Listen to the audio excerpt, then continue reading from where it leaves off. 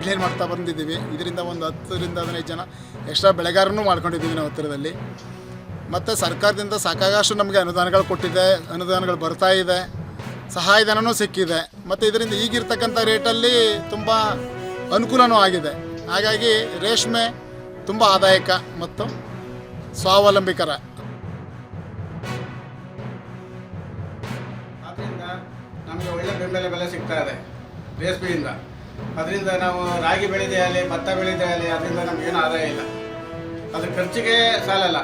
ರೇಷ್ಮೆ ಬೆಳೆಯಲ್ಲಿ ನಮಗೆ 70% ಆದಾಯ ಉಳ್ಕೊತದೆ ಖರ್ಚುಗಳದ್ದು. ಆದ್ದರಿಂದ ನಾವು ನಮ್ಮ ಮಕ್ಕಳ ಎಜುಕೇಷನ್ಗೆ ಮತ್ತು ನಮ್ಮ ಮನೆ ಸಂಸಾರಕ್ಕೆ ಪ್ರತಿಯೊಂದಕ್ಕೂ ಈ ರೇಷ್ಮೆ ಬೆಳೆಯಿಂದ ಭಾಳ ಅನುಕೂಲ ಆಗಿದೆ.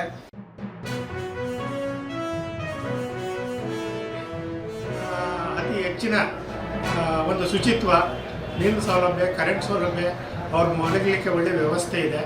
ಇದು ರೈತರಿಗೆ ಒಂದು ಮಾರ್ಕೆಟ್ ವರದಾನ ಆಗಿದೆ.